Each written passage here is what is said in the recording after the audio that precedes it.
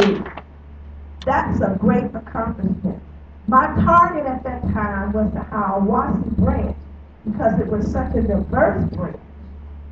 And that was the highest voting day that they have had out of the whole time of early voting. 744 people voted on that day. And I want you to know, I'm not talking about total. I'm not talking about total. I'm talking about African Americans. Those were numbers for African Americans. I tell people all the time, I'm not interested in any other race but black people. If we carry the banner, the PAM carries, with love, honesty, integrity, and work. Pam is a workaholic.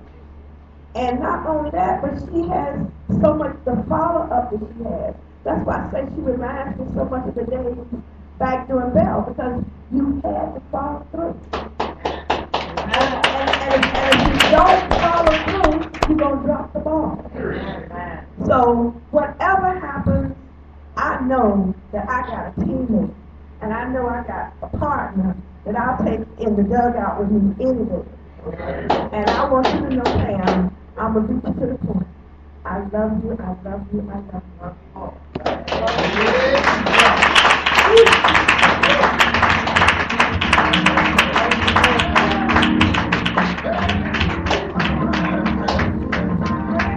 All right, moving on up in the elevated road. And we have, how do we say this, last but not least.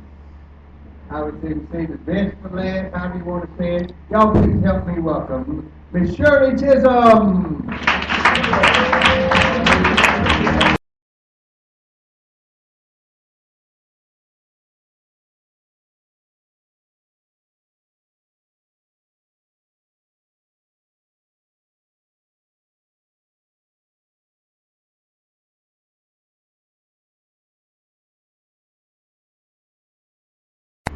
And my birthday wishes for you.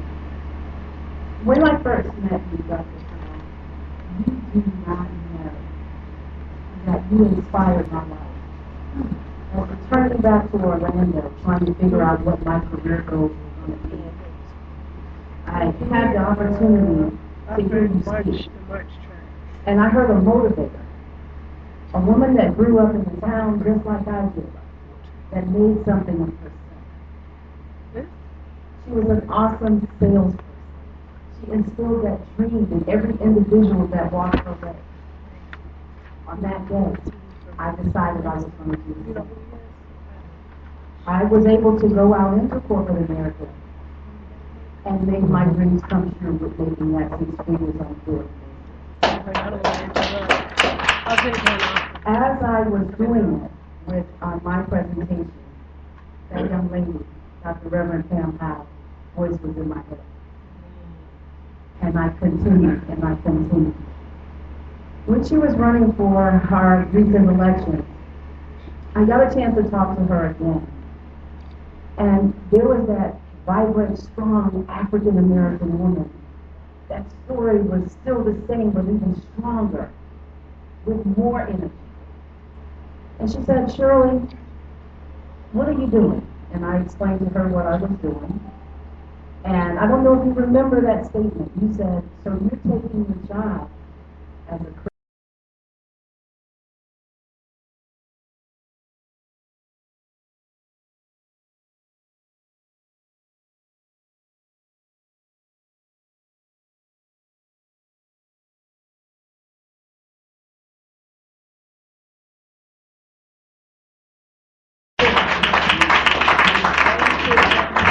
Beautiful, beautiful.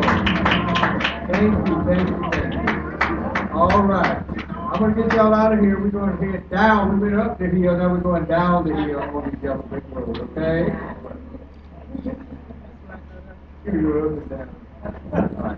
Okay. So before we get to our next tribute, we have a very, very, very beautiful tribute song, one of Pam's favorites. Amen. And I do want you to know that again we have this songbird that's coming to us from the Faith Temple Church. Put your hands together for me if you will, for a tribute song from Miss Mercy Hollis Baptiste. Come on up, Baptiste.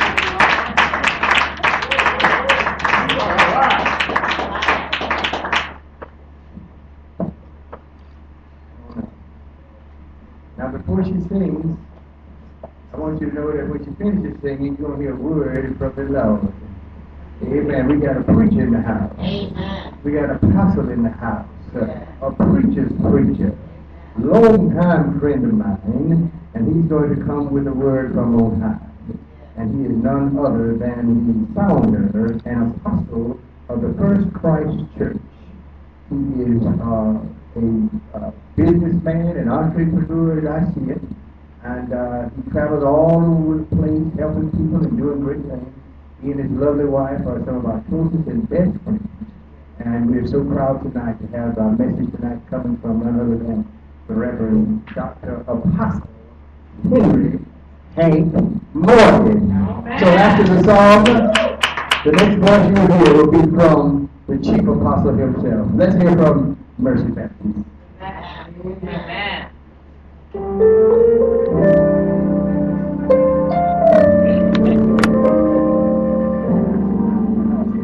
Let your glory fill this place. That's all right. Let your consuming fire fill this tabernacle. Purify our hearts. Surround us in your let it be like a filter. Silver refreshing word, saturate our hearts. Let your glory fill.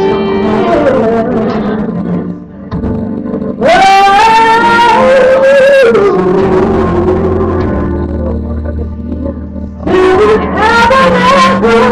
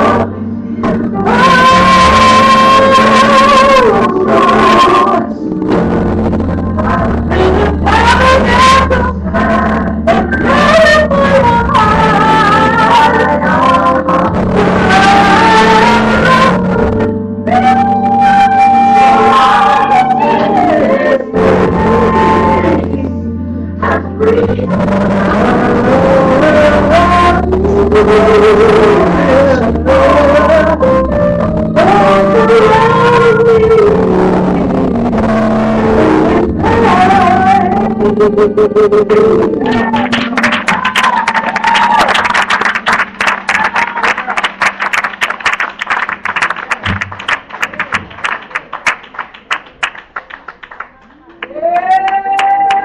your hands together again for Ms. Baptiste. And then I want to big hand for Papa Morgan as he comes. Amen. Let us give the Lord some praise. Amen. He's worthy of praise.